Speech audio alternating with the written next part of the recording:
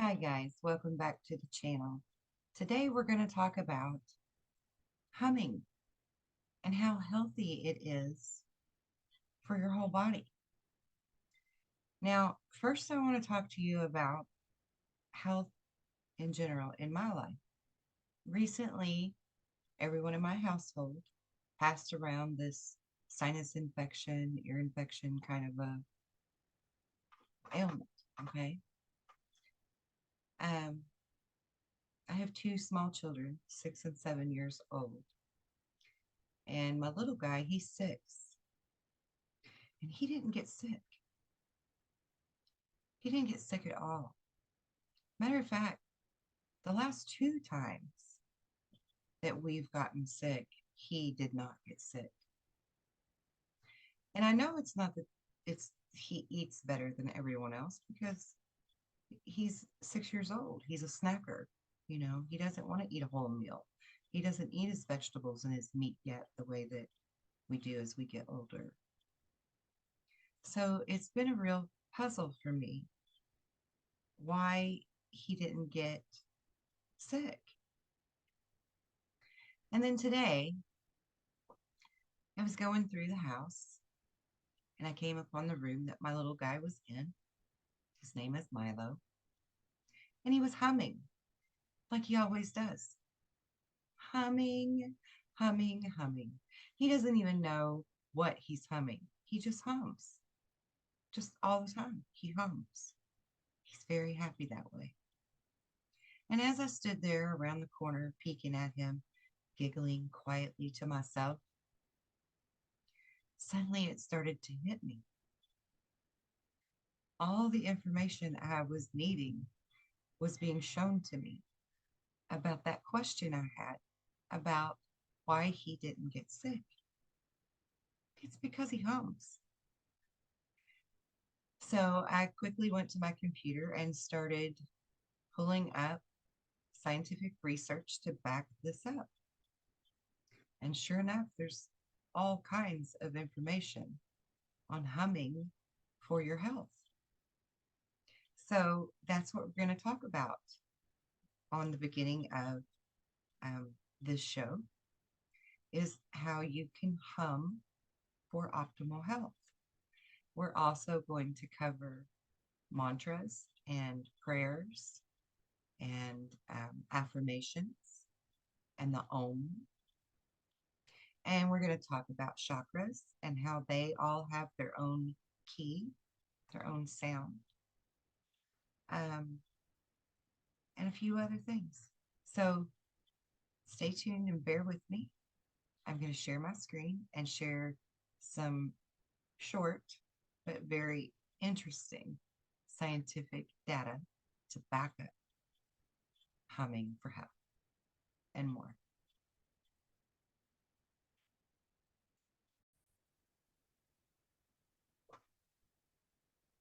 Okay, so I want to make this really big. And I want everyone to read this quickly before we move on, just for liability purposes.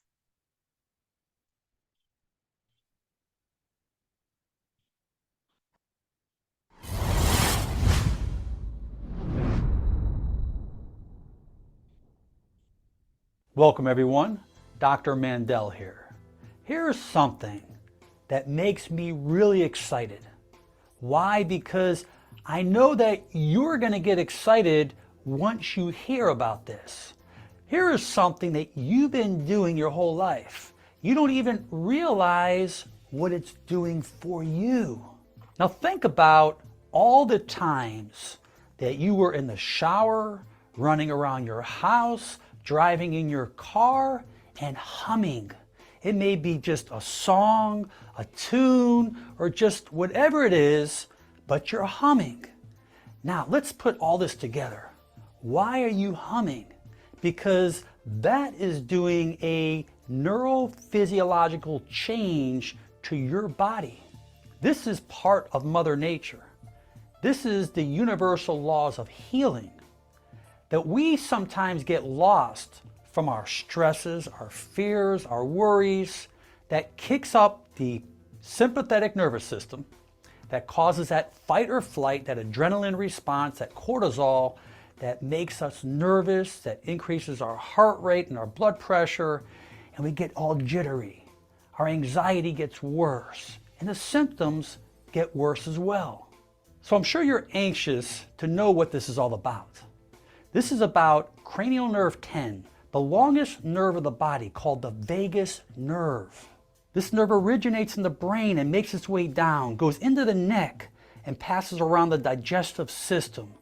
It controls the liver, the spleen, the pancreas, the heart, and the lungs, and plays a very important part in our intestines.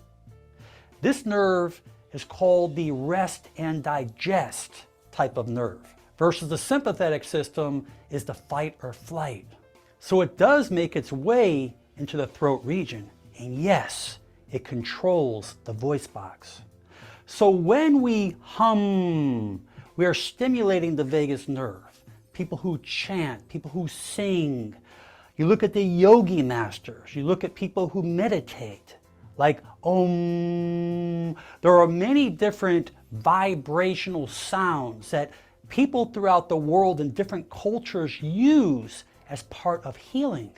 They know the effect. The effect is relaxation, parasympathetic, slowing down everything in the body. That means muscles become relaxed. That means inflammation becomes diminished. So all healing around the world that's expressed from within, that makes its way out with sound, is stimulated within our vocal cords, stimulating that vagus nerve, increasing the parasympathetic system. I challenge every one of you, make time to start humming and singing however it works in your life. You will see miracles, how your body starts to repair and heal, how you can sleep so much better, how you can focus and concentrate, how your anxiety comes down, and how your life is going to be so much better. I ask you, please, share this on your social media so we can help others worldwide. Leave your comments below because I know there'll be many. And most important, make it a great day. I'm Dr. Alan Mandel. And miracles really can occur simply from humming. How amazing is that? Now we're going to listen to just a couple of minutes of this one. This beautiful lady from Japan. That we can make. Research shows humming reduces stress, induces calmness, enhances sleep, lowers heart rate, lowers blood pressure, produces oxytocin, aka love hormone. In brain imaging study, the Om chant that ends in a humming sound reduced activity in certain areas of the brain associated with depression. Now, I want you to think about this for a minute, okay? If we can lower the blood pressure, lower the heart rate by breathing out of our nose and releasing the NO, the nitrogen oxide, from our body, then how is it that wearing a mask all the time is helping us in any way? Because that would be the opposite. That would be raising your blood pressure, raising your heart rate. Also breathing in all of the toxins that aren't the NO, like the bacteria and the virals and things that would be around the mask. Fungals, you're breathing them in. You're keeping them close to your face. So I want you to really think about that, because this was not something that was good for our health, for anybody's health, but especially people with heart disease of any sort, high blood pressure, heart rate issues, what's that called? Arrhythmia and hypertension kind of stuff, right? Like those people don't need to be covered up all the time. People with diabetes don't need to be covered up all the time. People with respiratory ailments like emphysema or asthma and such, that's dangerous to them. About a year and a half ago, um, an in-law relative of mine, unfortunately, is very dedicated to doing that and ended up having a small stroke. And I had already done a lot of research on the dangerous health effects of doing that. And stroke was definitely one of them. And so I tried to share this information with this person, with this family member who took it with insult instead of um, as wisdom, as knowledge that would be helpful. And I'm very sorry that that's the way that this occurred, but clearly it just wasn't their time to learn yet. There must be some other lesson that they still have yet to learn, to not have been able to have the eyes or the ears to, see or hear this very important message for them. But unfortunately, it affected their health. And so I bring this up because if anyone listening is doing that or has those particular type of illnesses, you need to take this very seriously and really think about this, because no one from any of those higher up branches actually made this mandatory.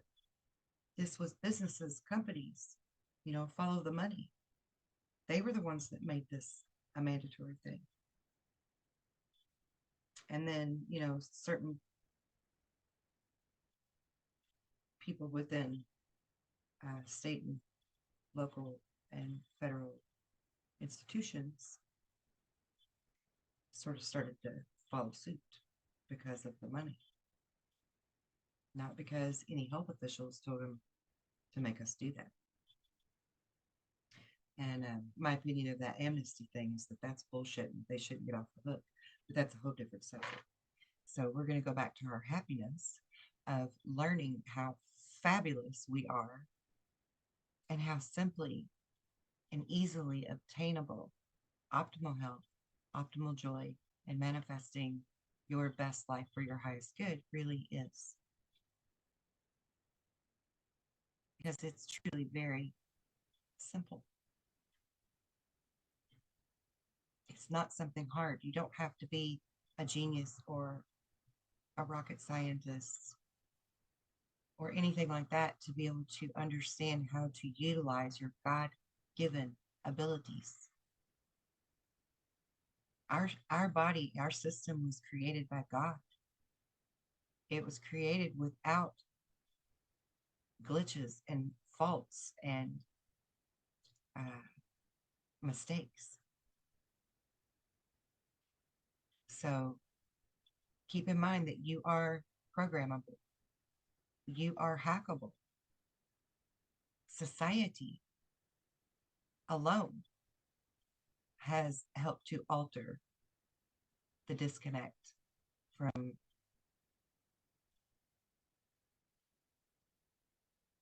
all of your DNA and your abilities and your antenna, your connection to God, to spirit. So keep that in mind. In addition to that, humming improves the airflow between the nasal cavities and sinuses. Compared to a regular nasal breathing, humming creates 15 to 20 times more nitric oxide in paranasal cavities. Nitric oxide, or NO, is known to be antifungal, antiviral, and antibacterial, so it improves the immune system, your first defense. It also dilates blood vessels, so you have more oxygen intake. So humming is good for your health, and it's a good mood enhancer. If you think about it, Okay. Moving right along. This is a beautiful doctor who is one of our way showers of the future. As I spoke of in the last video, she's one of these doctors that is incorporating natural law back into practical medicine. And she's also a surgeon, by the way. But my true passion is helping people just like you obtain optimum health by adopting a whole foods, plant-based lifestyle. In a recent video, we talked about nitric oxide and how to get more of it from leafy green vegetables and beets. Today, we're going to talk about nitric oxide in our upper airways or our upper respiratory tract. So basically, we're going to talk about nitric oxide in our nose, in our sinuses. And we're going to ask the question, can you hum your way to sinus health? Like hum. Before we start though, let's talk a little bit about the anatomy because this is going to become very important later on in this video. The upper respiratory tract consists of the nose and nasal cavity, the pharynx and larynx, and the paranasal sinuses. The paranasal sinuses are the frontal, ethmoid, sphenoid, and maxillary sinuses. Openings to the paranasal sinuses are found on the roof and the side walls of our nasal cavity. There's hair-like structures called cilia that line the area. These cilia are like little hairs. They move back and forth and thereby move particles trapped in mucus out of the nose and the mouth. Functioning cilia, believe it or not, are very important. In medicine, we call it the mucociliary escalator. Okay, back to nitric oxide, or NO. Nitric oxide is a colorless, odorless gas. Like we discussed in the last video, it's formed in our body via various pathways. Well, the interesting thing is, nitric oxide is also present in our exhaled breath. The presence of nitric oxide in the exhaled breath of humans was first demonstrated in 1991. Later studies clearly showed that almost all the nitric oxide found in exhaled air originated from the upper or the nasal airways. Only a minor contribution comes from the lower respiratory tract in the lungs. Further studies demonstrated that this nitric oxide is mostly released mainly from the paranasal sinuses. This nitric oxide acts as an airborne messenger throughout the body. For starters, it's been shown to improve oxygen levels in our arteries. As in the rest of the body, we know that nitric oxide dilates blood vessels and is good for the health of our endothelial cells. But unique to nasal nitric oxide, it has been found to have another specialized function: host defense. Intruders, bacteria, viruses, fungi, and tumor cells are sensitive to nitric oxide gas in concentrations as low as 100 parts per billion. Nitric oxide concentrations in the nasal airways are several hundred times higher than this, so they can reach up to 30,000 parts per billion. This nitric oxide concentration is toxic to those intruder cells. Scientists think that this concentration of nitric oxide may help keep the sinuses relatively sterile under normal conditions. Also supporting this theory, nitric oxide may contribute to local host defense by stimulating ciliary motility. Remember those little hairs that go back and forth? This allows those cilia to move back and forth and transport mucus as well as bacteria from deep in our respiratory tract up to our mouth and nose where we can cough or sneeze it out. So, cilia prevents infections like coughs and colds. We know that nitric oxide stimulates the motility of the cilia, thereby allowing them to get rid of more intruder cells, theoretically decreasing respiratory tract infections. These little itty bitty cilia are crucially important to the overall health of our upper airways. The cilia need nitric oxide to function correctly. Scientists have found that nasal nitric oxide levels are decreased in the following situations: acute rhinosinusitis or sinus infections, nasal polyps, cystic fibrosis, primary ciliary dyskinesia. So, how can we increase our nasal nitric oxide content? The first way to do it is by nasal breathing, breathing in and out through the nose rather than the mouth. Pretty simple concept, right? The second way is super duper interesting. We can increase our nasal nitric oxide content by humming. Yep, I said humming. At 130 hertz to be exact. Humming has been shown to increase the passage of nitric oxide from our sinuses into the nose, thereby facilitating exchange. So nasal nitric oxide levels have been shown to increase greatly during humming, much more than nasal breathing alone. This is probably because humming speeds up the sinus gas exchange. So, if nitric oxide is stored in the sinuses, humming can exchange it out of the sinuses much faster than nasal breathing alone. Take a look at this graph. The dashed line demonstrates nitric oxide during a single breath of nasal exhalation with humming. The solid line you see demonstrates nasal breathing. You can easily see that humming drastically results in much more nitric oxide output. So, even if you really take this humming strategy to heart, you hum all the time, you likely will not take it to heart as much as this one individual did. There's a published case report of a 64-year-old male with chronic rhinosinusitis, which is inflammation or infection of the nose and sinuses. Get this, he was able to reverse his chronic disease in 4 days, by humming alone. The first day, he hummed strongly for 1 hour at a rate of 18 hums per minute. Then, for the following 4 days, he hummed strongly at a low pitch, about 130 hertz, 60 to 120 times in 4 sessions per day. The humming technique was described as, quote, being one that maximally increased intranasal vibrations, but less than that required to produce severe dizziness, end quote. Inhaling through the nose between humming efforts was viewed as an important feature to gain maximum respiratory benefit from nitric oxide produced by humming. So, what results did this patient describe? Well, the morning after his first 1 hour humming session, he awoke with a clear nose and found himself breathing easily through his nose for the first time in over 1 month. During the following 4 days, he had minor symptoms of sinusitis, but they decreased in intensity every day he was doing the humming. By the end of the 4th day, essentially all of his symptoms were gone. Occasional 1 to 10 minute humming sessions were needed afterwards every now and then to maintain sinus health, but the patient reported no recurrence. There was one side effect noted, however, dizziness upon excessively strong humming. This was prevented by slightly reducing the frequency and the strength of the humming. So let's just back up a minute.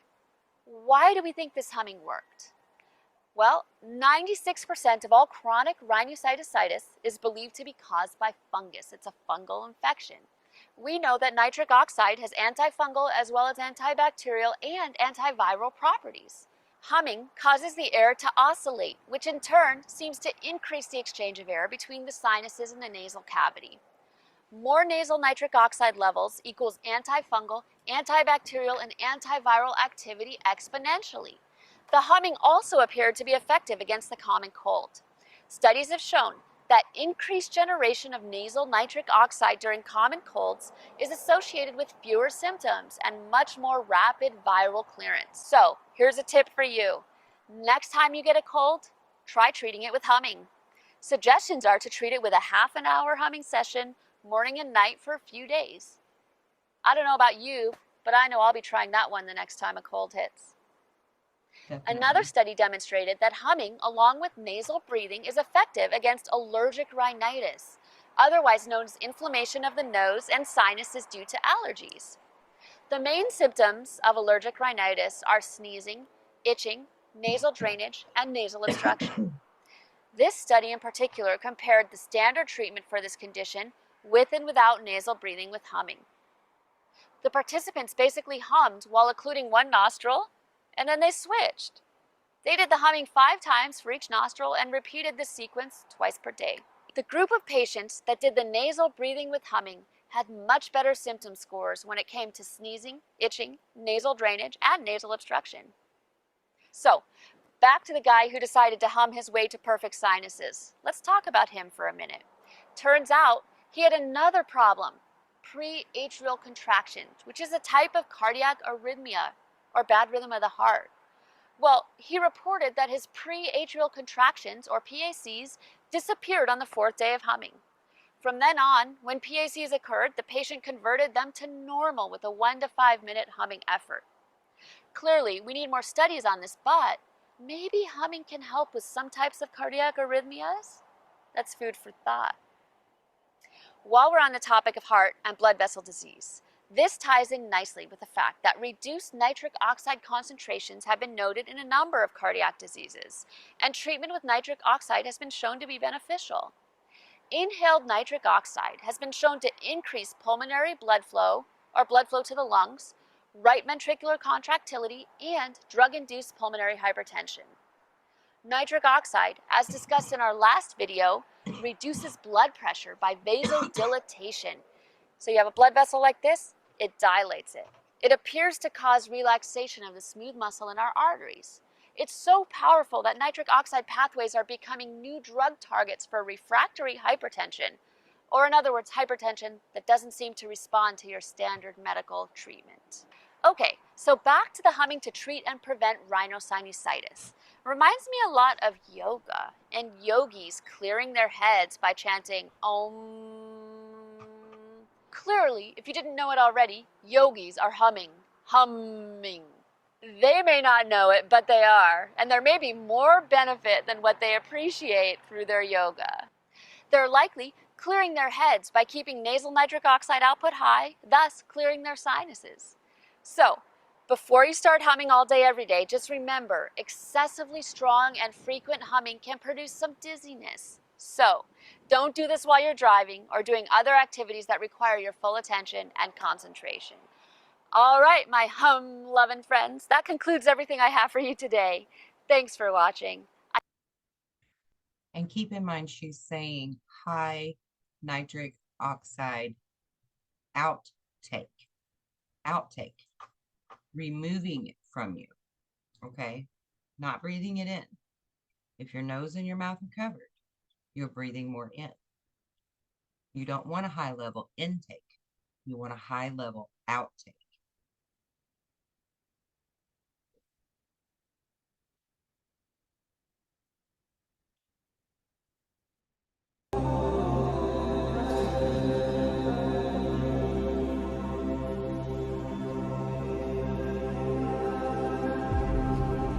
Jobs were scarce during the worldwide depression in the 1930s. In a small Midwest town in the United States, the telegraph office announced they'd be hiring a new telegraph operator. On the day of the interview, 60 hopeful men packed the waiting room. To relieve their tension, most of the job applicants joked and chatted loudly with one another. One man, however, sat quietly alone near the office door. Suddenly, the quiet man stood up and walked into the office. A few minutes later, the office manager came to the door and announced, "Thank you all for coming today. We have hired someone for the job." Why was the quiet man hired? While the other men were talking, the office manager had tapped out in Morse code, "If you hear this message, come in and accept the job." Only one man was calm enough to hear the message. Just as the quiet man was the only one to hear the telegraph message, the devotee who deeply listens is the one who hears cosmic Om.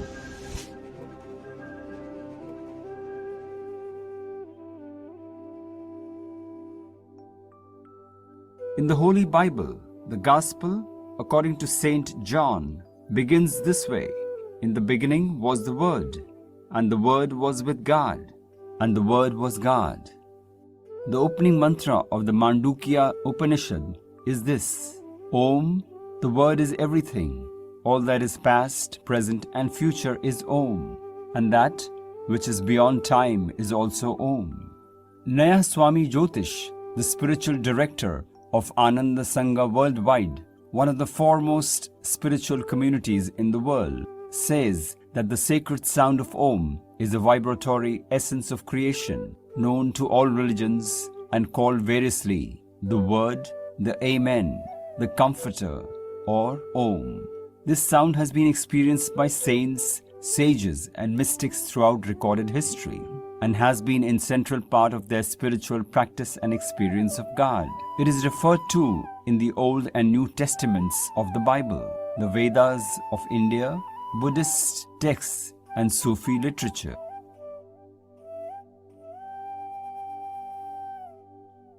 Saints in all religions revere the cosmic vibration.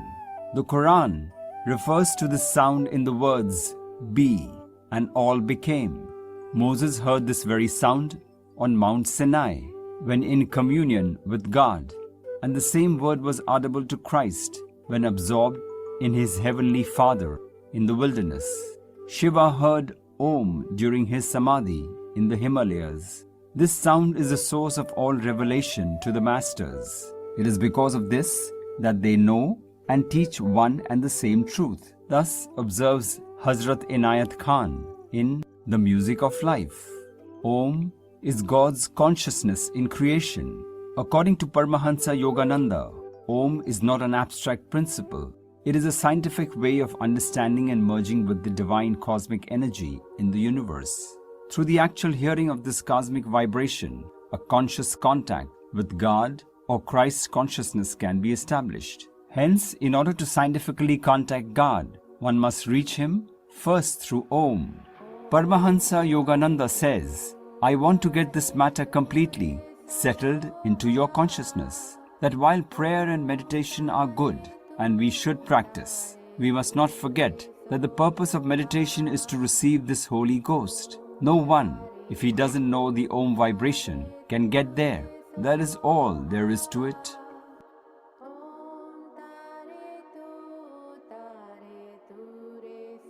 Mantra can be said to be the highest form of philosophy because it provides the concentrated form of language necessary to embody the highest truths beyond our physical reality.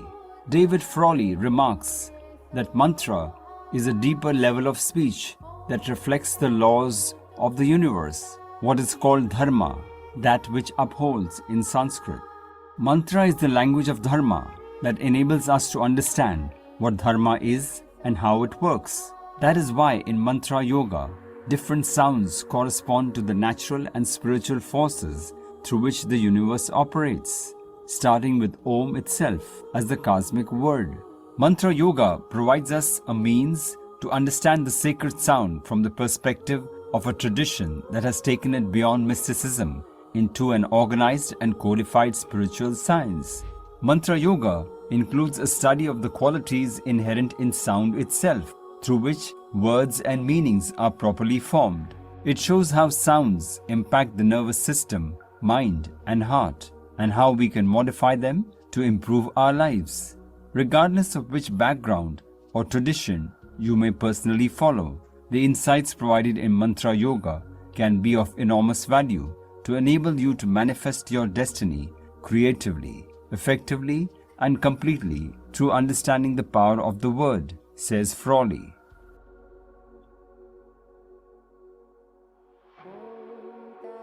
The word mantra is derived from two Sanskrit words. The first is manas or mind, which provides the man syllable. The second syllable is drawn from the Sanskrit word try, meaning to protect or to free from.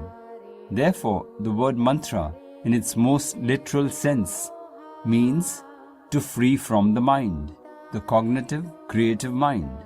Mantra is, at its core, a tool used by the mind that eventually frees one from the vagaries of the mind.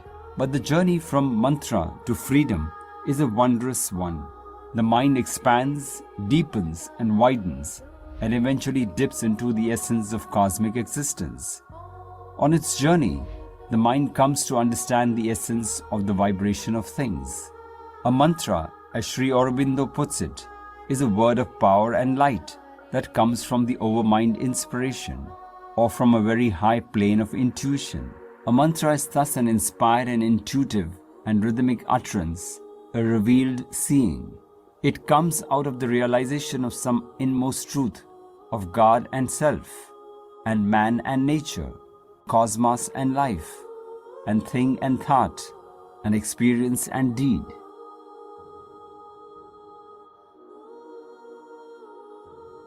The ancient science of Om fully unites the universe or the creation with the Absolute Spirit. It conceives the sacred sound as the essence of the universe, infinitely emanating in cosmic vibrations and perceivable by the souls absorbed in listening to the cosmic sound. Paramahansa Yogananda once asked God, "Why did you create us?" And he replied, "I did so because I wanted to share my joy." Om, or the Holy Spirit, is the vibration of God's thought. It is divine intelligence in creation. Yogananda tells us that God's nature is bliss, and to share his bliss, he created the world through cosmic vibration. God is Om, and God became His creation through Om. Every atom, every living creature is made of the cosmic vibration. This is the essence of the Vedic science of the sacred sound of Om. Joseph Bharat Cornell is the founder and president of Sharing Nature Worldwide, one of the planet's most influential environmental educational programs. In his wonderful book about the holy sound of Om, Om, the melody of love, Cornell says that Om is God's consciousness vibrating through creation. It is the bridge that unites nature and spirit, human and cosmic consciousness. Holy Om is the stream of God's consciousness into which the soul. Don't you see? We are the bridge in so many ways. We are the bridge between races, between divisions of all sorts, including that divided us from our true nature and that of God. Soul merges to discover its own highest nature. There are many ways to enter this stream, many paths and techniques. But once one is in the stream of Om, his experience is universal.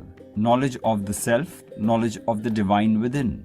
We are all children of Om. In Swami Kriyananda's words, Om is essentially what religion is all about. Om transcends the conflicting ways of belief and offers mankind a universal highway of awakening.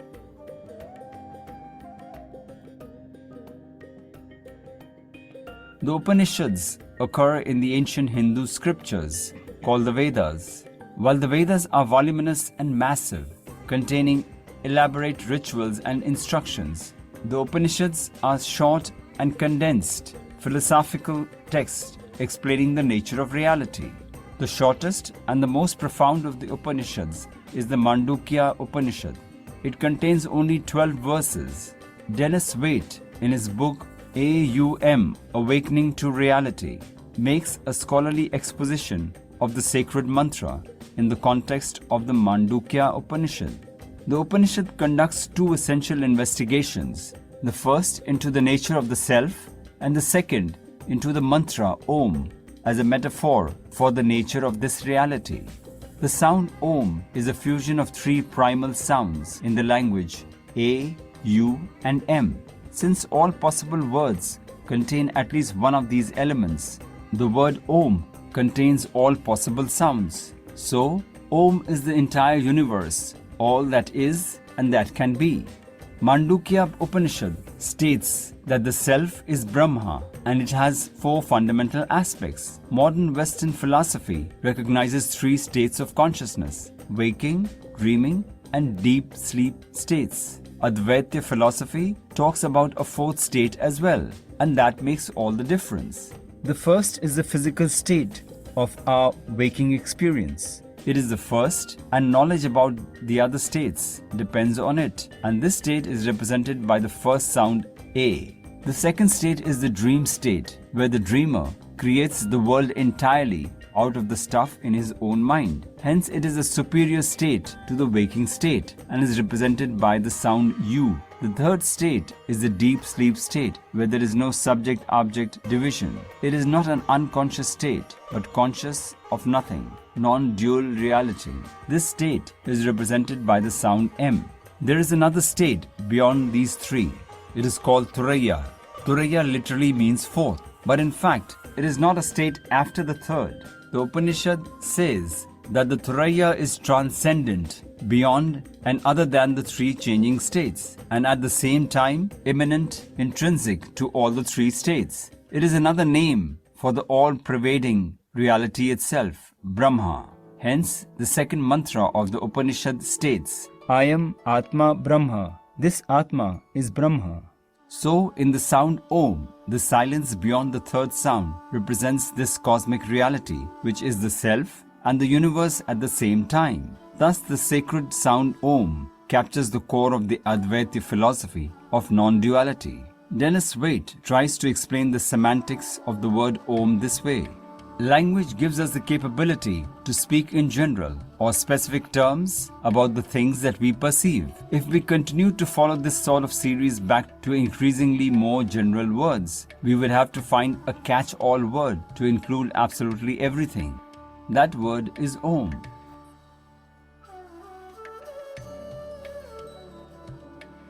Om, as the cosmic vibration, is a manifestation of the divine consciousness. This divine vibration manifests itself in many aspects as light, divine love, ecstatic bliss, absolute power, heavenly peace, as a vast and dynamic calmness, and as perfect wisdom, says Joseph Cornell. But the most compelling aspect of this cosmic vibration is sound. Hence, we may try to perceive it and merge our consciousness with it by attempting to listen to the sacred sound of Om and meditating on its meaning. Swami Kriyananda Giri beautifully instructs us how to practice listening to the sacred sound in the silence of our souls. The cosmic vibration is inaudible to the human ear, but can be heard inwardly by the ear of intuition. People sometimes get a hint of it in places where there is complete silence. They may hear a soft hum or a gentle murmur, like the whisper of wind in the trees. The sound emerges from no discernible point in space, but seems rather to come from everywhere. Patanjali, a great master in ancient India, compared this sound to oil flowing smoothly out of a barrel.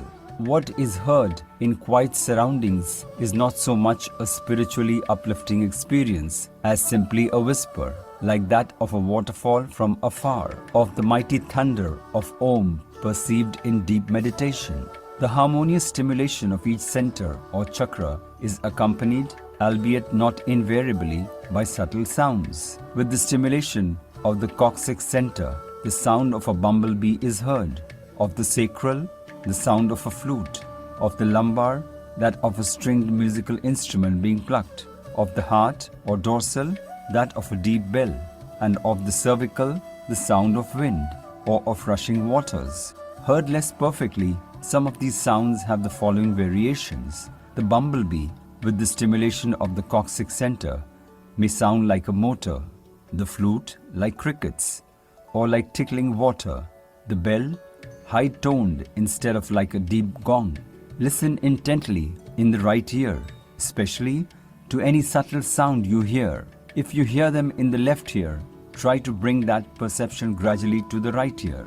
It is not likely that you will hear Om clearly at first, but concentration on any internal sound will help you gradually to attune your consciousness to the subtle cosmic vibration. Closing the trachea of the ears with the thumbs, the elbows resting lightly on a cross piece of wood, Om is chanted mentally at the point between the eyebrows, while the mind concentrates on the sounds appearing in the right ear. One should concentrate on only one sound at a time.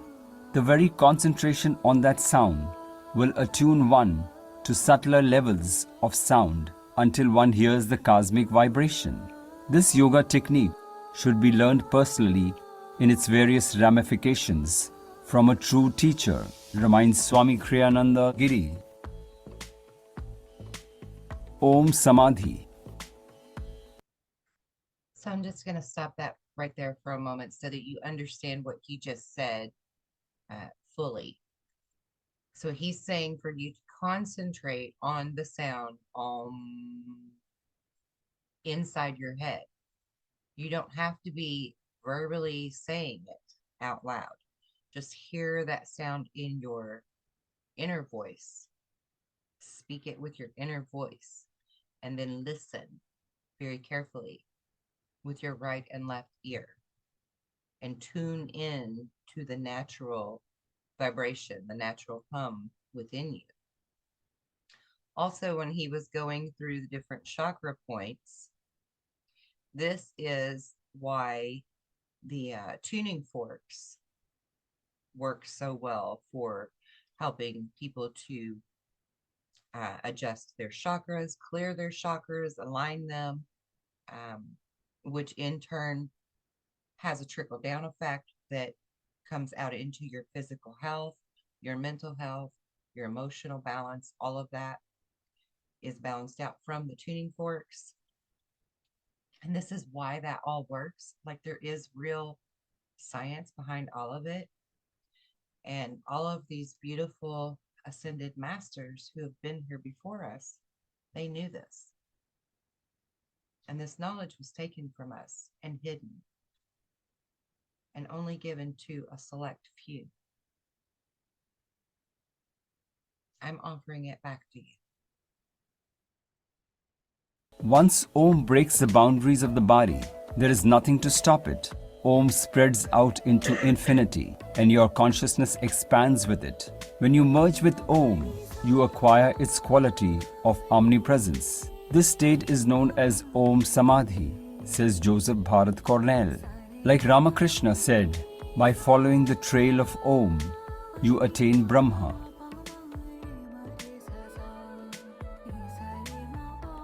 One saint said that every bird and animal is singing Om. How could this not be so when everything is a child of cosmic Om? While meditating on Om, treat every sound you hear with reverence. Om is the inward pulling call of Divine Mother, drawing all her children back to her beloved presence. In every sound you hear, feel she is conversing with you and calling you to come home to infinity. Living in the consciousness of Om is the highest way to serve others. Then, Om's thrilling bliss flows through your inner being and touches the hearts of all creation. Meditate on Om, Swami Ramatirtha said, and be a giver of peace to mankind.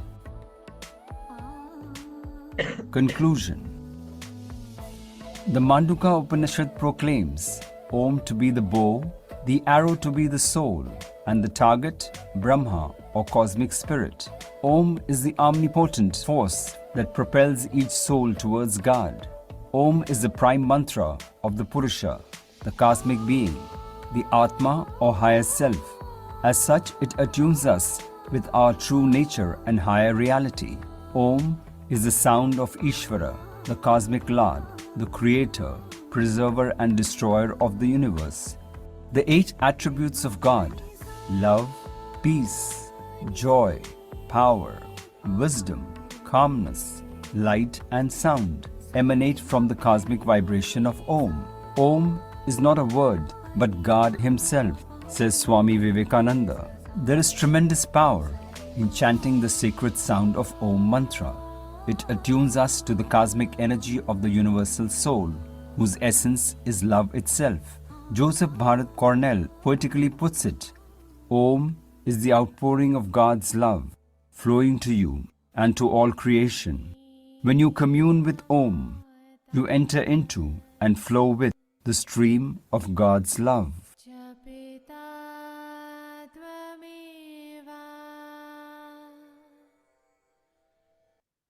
Isn't that beautiful? Okay, now before we go on to the next one, actually, there's not a next one here. We're done with those. Okay. I want to show you the notes and the drawings. Hang on, let me just fix my background here real quick.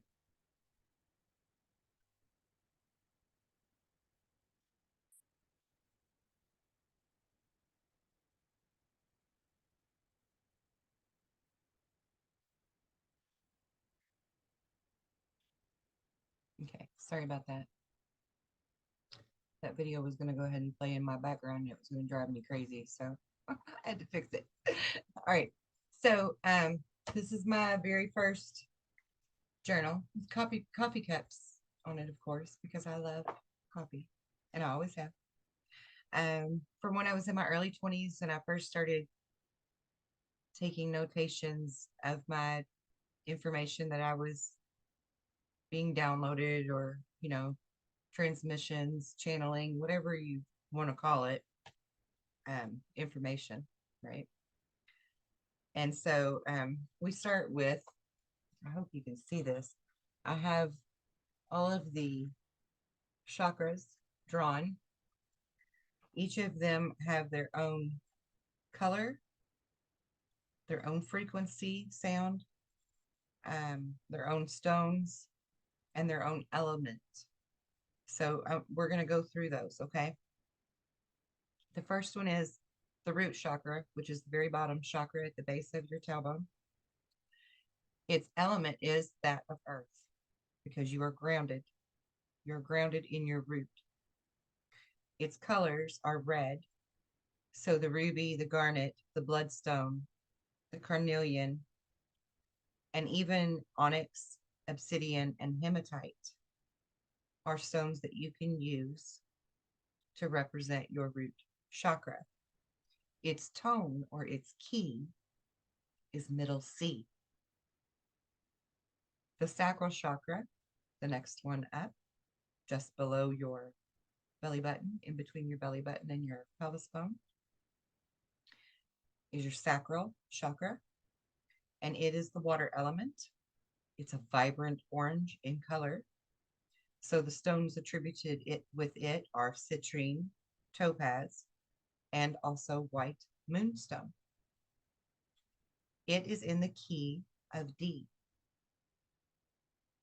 And all of these tones matter. The next chakra is your solar chakra. That is the element of fire. Its color is a yellow gold. So citrine, tiger eye, topaz, peridot, malachite, and emerald can all be used to represent the sacral chakra. And it is in the key of E. Your heart chakra is the next one, and it is an element of air. Its color is green. However, not only are the green jade and the emerald attributed to this chakra, but also the malachite and rose quartz. Rose quartz is for love. And it is in the key of middle F.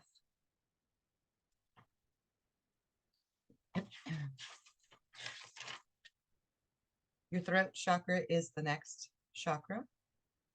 It is a water element.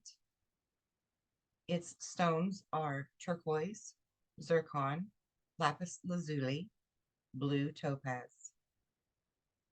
It is in the key of G. Your third eye chakra is indigo in color. It is the element of light, of spirit. And it's representative of lavender quartz, sapphire, tanzanite,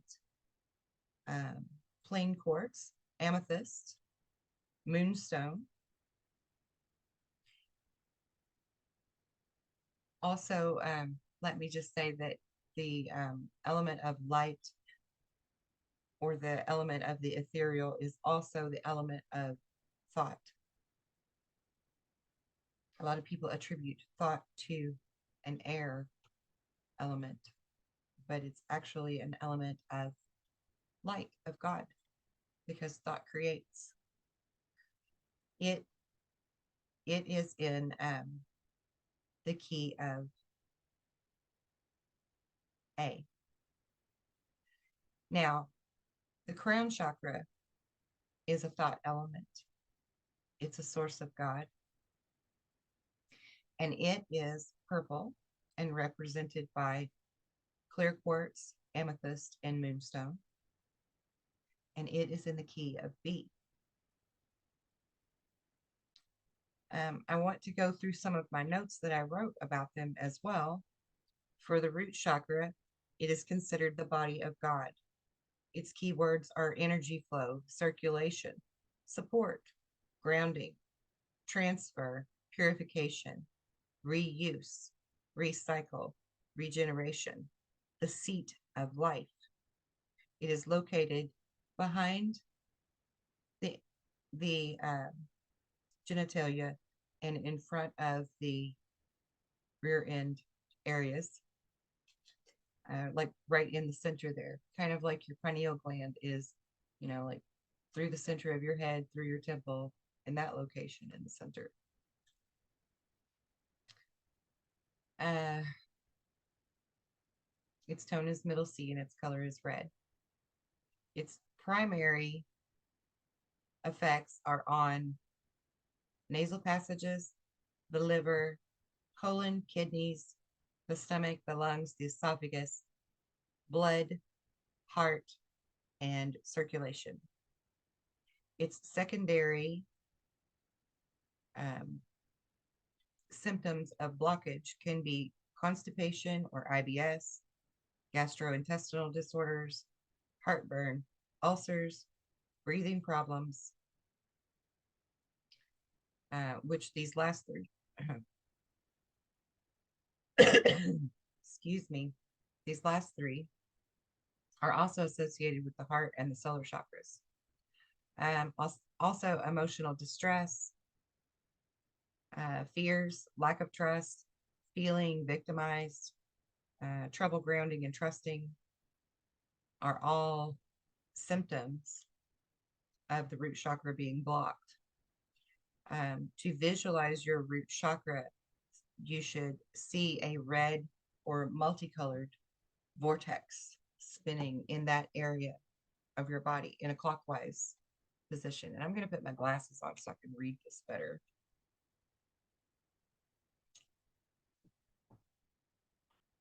Okay, for your sacral chakra, this is known as the will of God. Keywords for it are creation, intent, the will of spirit, the will of God, the divine imprint, DNA. Its color is a vibrant sunny orange. Its tone is the key of D. Its location is in just above the genitalia area and manifests in the physical and material world. This would be the womb of your creation. The crystallization of your spiritual consciousness. I'm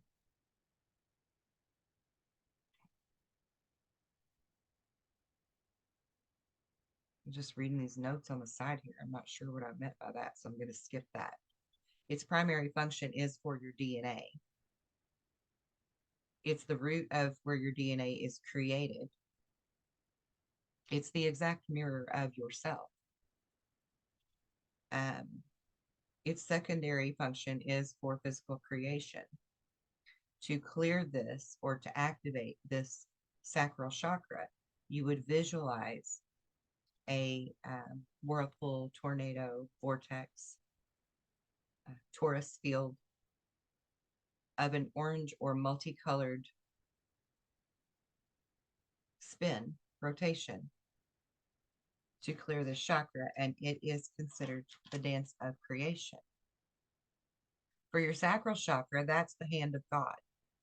It's yellow gold in color. Its key is E. The keywords for it are action and divine will manifested into physicality, nurturing, support, warmth, love of life, the life-giving breath of the divine creator.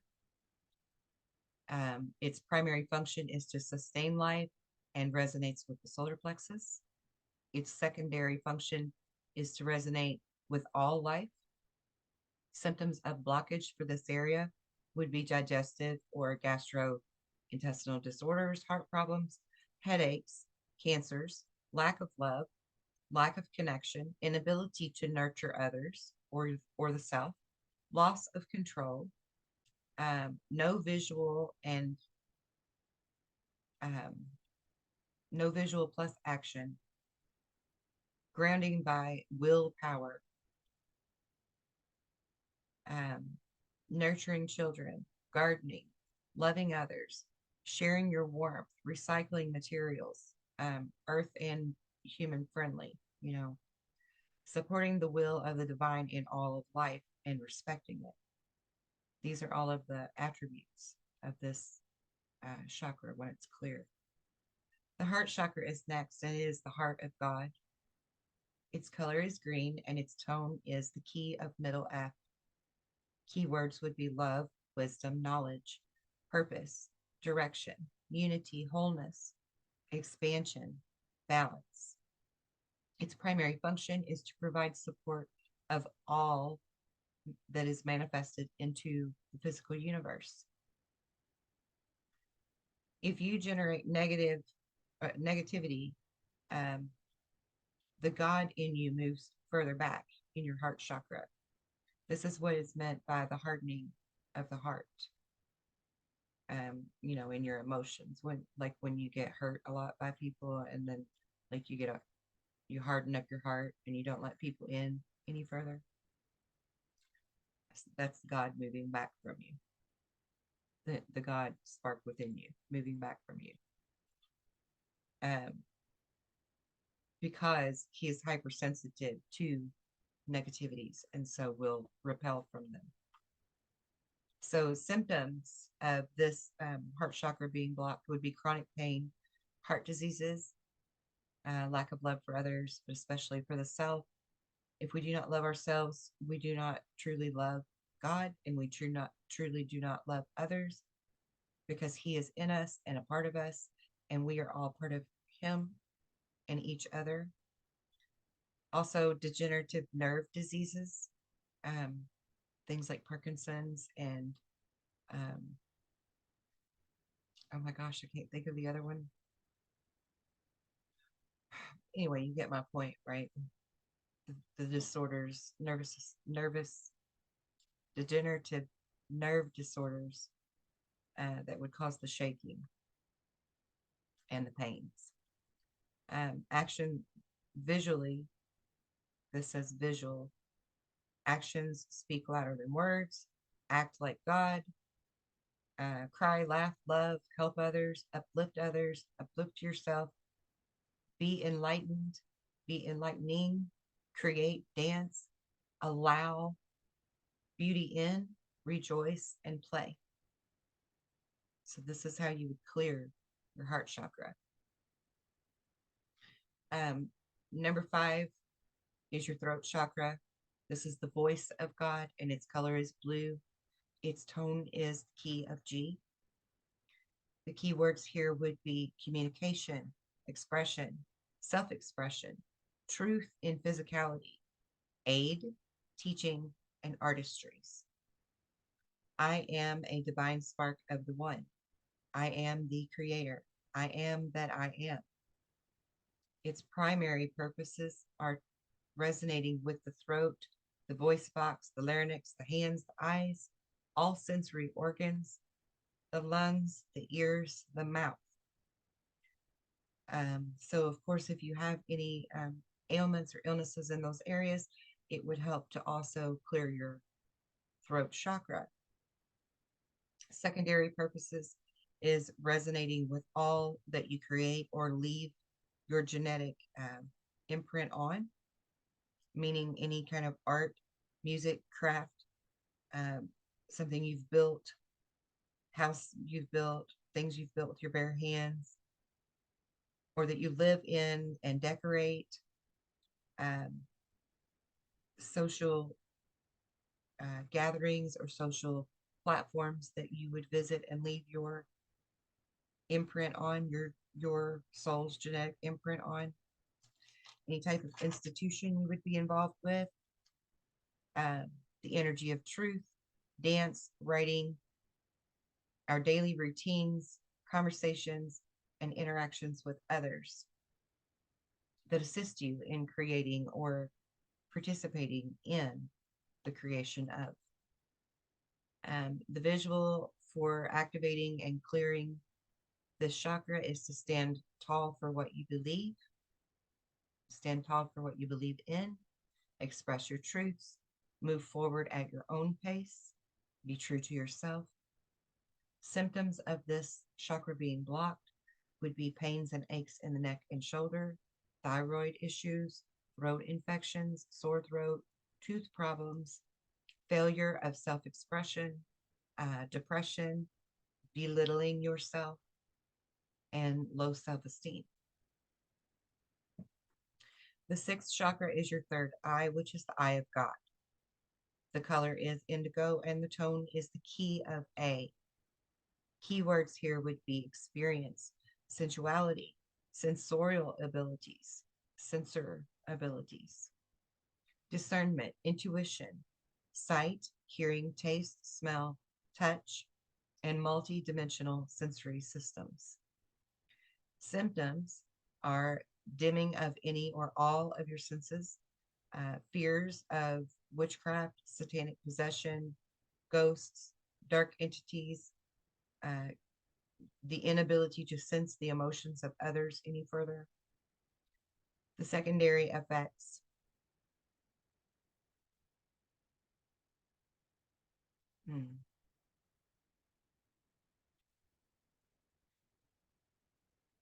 Okay, I actually don't have the secondary effects written. I put some notes under that and skipped that for some reason. So I'm going to move on with it. The infinity symbol is another symbol for the third eye. It's the eye of God, plus the voice of God, which is the symbol of infinity. It's pure divine expression from all possible angles, with no end and no beginning. Attention and practice of sensual acuity is called for if this third eye is blocked. There's nothing you cannot know or understand with this chakra being open and activated and clear. All you need to do is to be still and quiet and learn. Okay, and then here we have for the primary, resonates all sensory organs with all multidimensional levels of spirit. And then last but not least, certainly, is the throat, or the crown chakra, which is known as the 1,000-petaled lotus of spirit.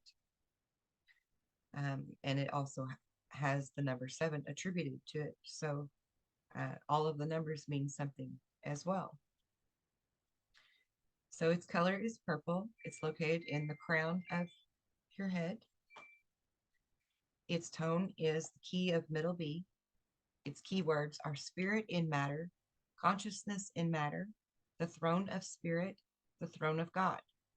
The energies of crown chakra manifested in your brain nervous system provide the mechanisms and the potential for the full manifestation of spirit into matter. Primary resonation is the brain. The secondary would be the nervous system. So again, if you're having nervous system issues, you need to clear your crown chakra and get it into attunement again. As above in consciousness is so below in matter. So symptoms of a blockage is an inability to focus or attend to the physical world, fears of spiritual or psychological depths of our own personal experiences, cancers of the brain and nervous systems due to disconnection to your energy, disconnection from the body's emotions, or desensitizing of the external world, depression, inability to connect with others, overly rational and overly materialistic views on the world, which create an imbalance, inability to learn or adapt, difficulty in accessing the deeper meaning of life, our purpose, our place. It's perpetual walking sleep. So if you have this crown chakra block, you are essentially a zombie or a sleepwalker. So wake up. Visually, it's a violet and gold color. You remember all things and that you are a piece of God. Responds best to actions. Ground your energy to the earth. Depend on your spiritual consciousness to see the world around you. Be conscious of what's happening without depending on the media or outside sources. Now, Kundalini activation is a whole another conversation, and we'll get into that later on because I don't want to cover that right now while we're talking about sound and vibration and stuff like that. So we'll revisit Kundalini at another time.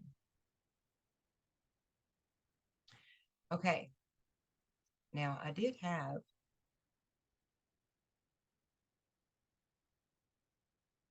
It seemed like I had something. Let me share my screen again and look.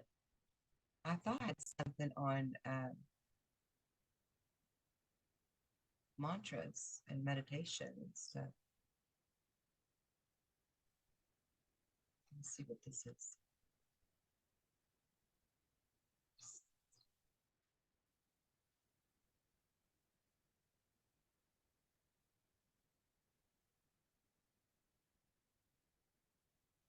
Okay, this might be it.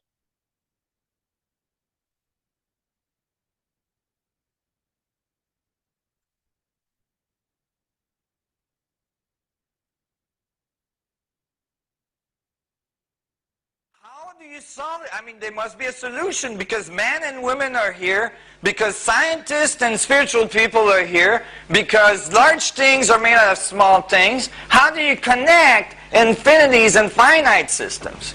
And I started to think about it at that age. By the age of 11, I was kind of despondent because, you know, I wasn't fitting in so well in society, and so I was not so happy, and I was actually pretty well ready to exit stage left, you know. And I met, luckily, a master of meditation that was not much older than me. I think he was like 15 or 16. And he taught me how to meditate. And when he taught me how to meditate, I learned that you can turn your senses from the outside to the inside, and you can go towards the center, and you know, there's a whole world there. And as I thought about that, I thought, maybe the solution between infinities and finite system is that there's stuff going in and that there's stuff going out, and the two, you know, meet and create boundary conditions that we think are finite boundaries. And so I start to extrapolate on that, and later on I realized that there is a simple geometric solution to the riddle. So in a simple geometric solution here, I'm going to prove to you that infinities and finite system are absolutely related. Actually, one cannot exist without the other. And so we'll make a boundary. We'll call it a finite boundary. This is a circle. And it encloses a certain volume, right? It could be a sphere in the space. So don't reduce it. Okay, I apologize because this actually is not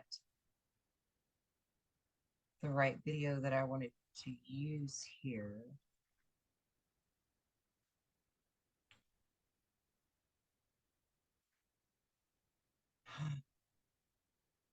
No, that's not it. Albert Einstein's unified field theory sought to unify the forces of electromagnetism and gravity. However, Einstein was unable to complete the theory.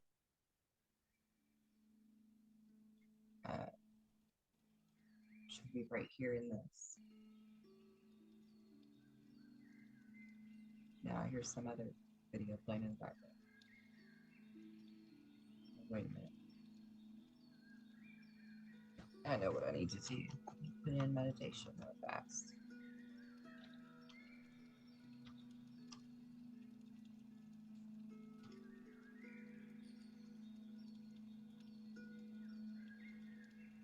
Which one of these is playing?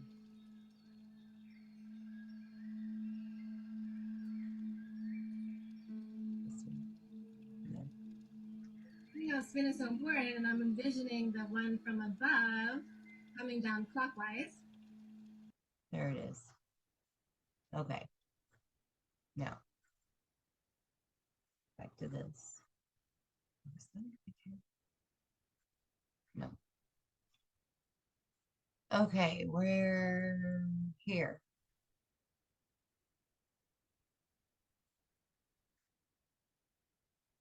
Just let that load for a second. Okay.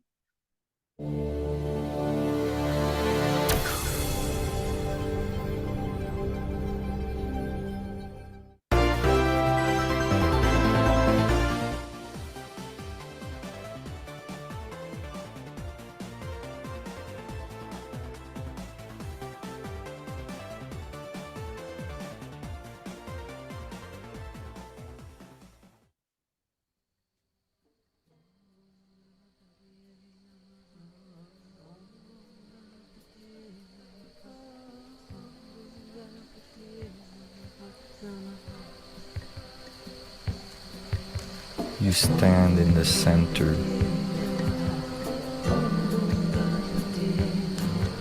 You stand in the center of all of creation, the place where all is known.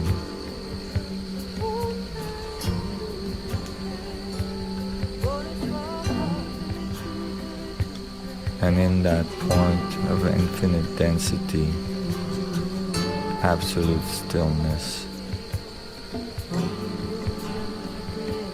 at the center of the spin, the eye of the hurricane, the center of your existence, where all power lies, the chapel of silence. You center the spin.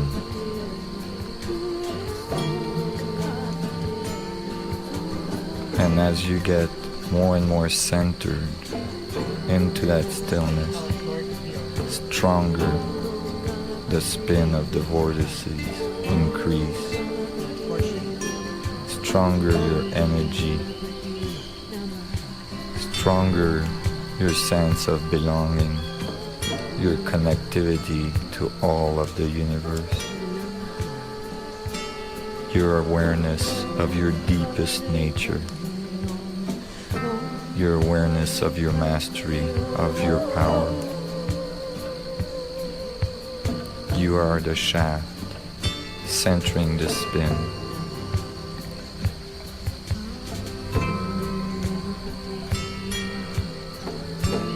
And as you become aware of it, at the deeper and deeper level, your spine becomes straighter.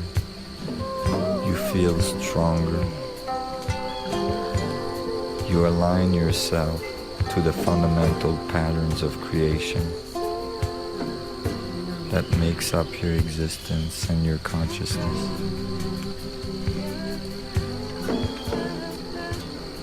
You feel the connection to all of the universe. You stand in the center of all of creation. The place where all is known.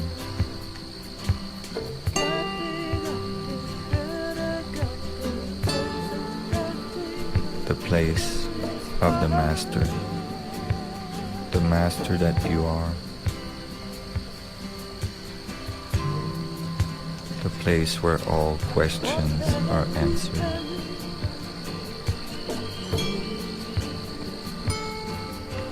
And from that heart, from that point, at the equator of the two vortices, where they meet, pulses of light, like rings emanating from a rock that purses the surface tension of water,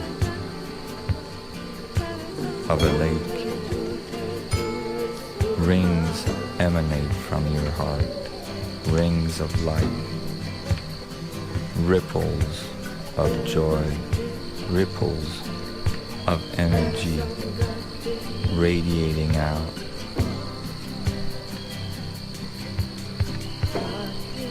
Extending further and further, touching everything along the way, growing a bubble, a dual vortex bubble, the double torus of your existence, centered by its equator.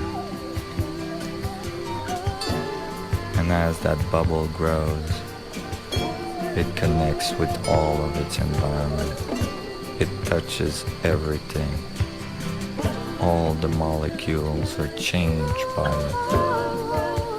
Everything lightens. Everything becomes more coherent, more alive as these rings touch everything around it.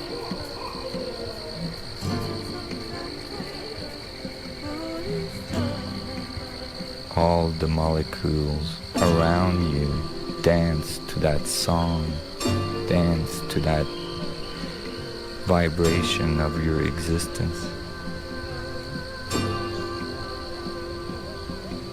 It touches everything along the way. All the people around you are touched by it.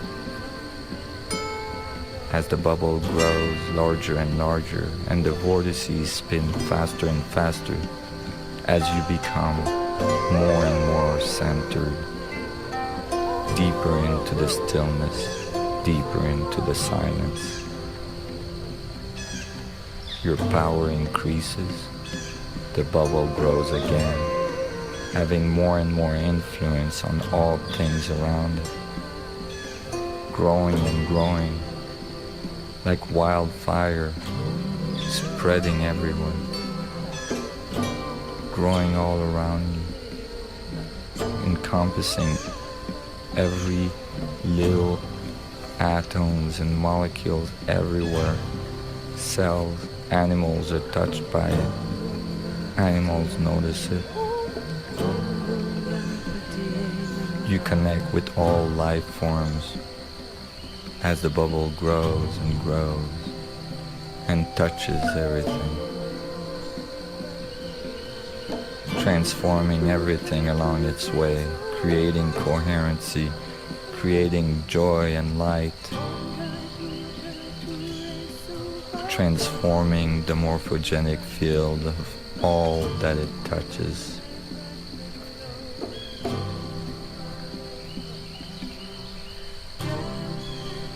And as it grows further,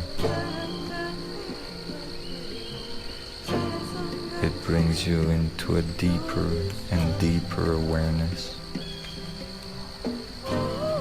of the stillness, of the silence. And it spins up again, faster and faster, growing again, encompassing your house, your garden, your village, your town, your country.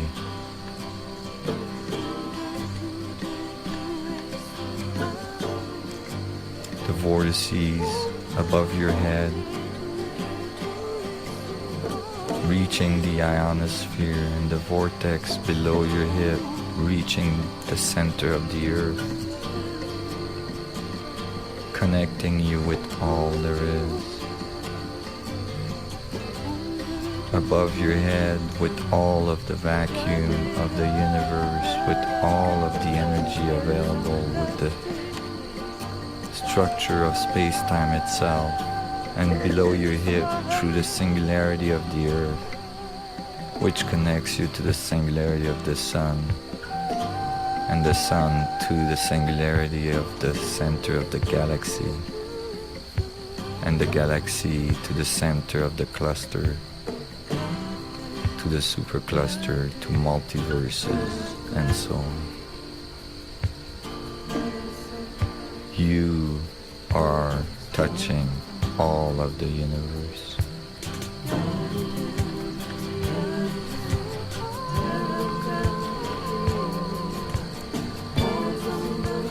You connect all points in space.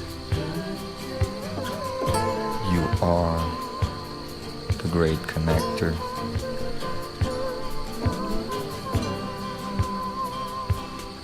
In that state, all is known to you.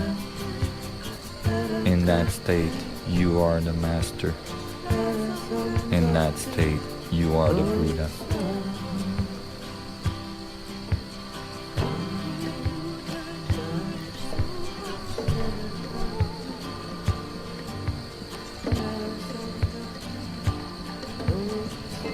And in that state, you experience the infinite love of creation.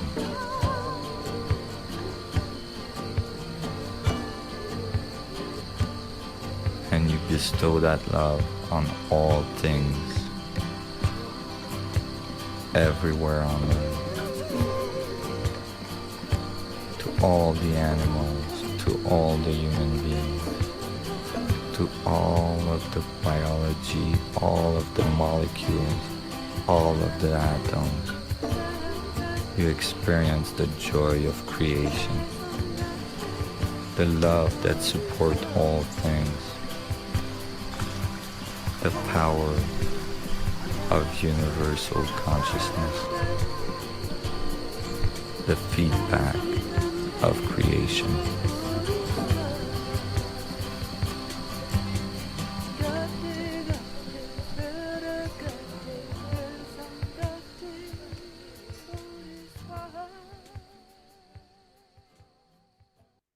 Okay, beautiful. And the reason that I wanted you to see that and experience that is really because regardless of whether it's meditation or prayer or a mantra, an affirmation, chanting, all of it is very powerful. All of it is very uplifting and cleansing and fulfilling. And it does take you back home for a moment to just be one with our Creator, to just be in bliss. And even if there were no other scientific benefits to it than that, man, that's a great little mini vacation. It's really beautiful. But there are scientific benefits to it, proven scientific benefits. And Nassim, as he goes through this meditation that you just witnessed, is actually describing a lot of the science of what is happening while we are in that moment of bliss. Because our molecules really are reacting and our energy really is going all the way through the cosmos in that moment. So, again, I hope that this video has brought you knowledge and wisdom that will be received well and welcomed into your life to be used for your highest good and that of others. I would like to leave you with my daily intent mantra.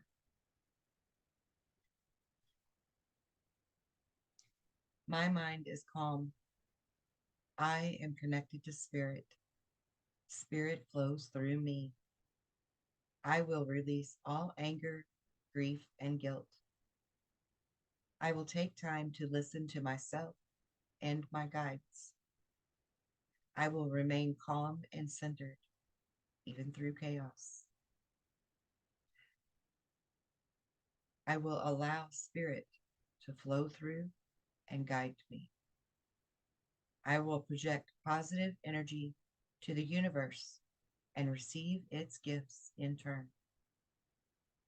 I will increase my powers of healing and perception.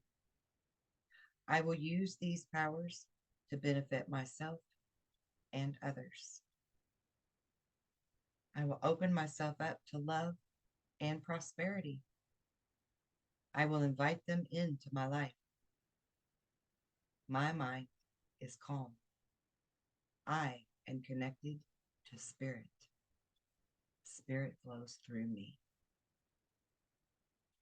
Until next time, be well and be blessed in the light of God.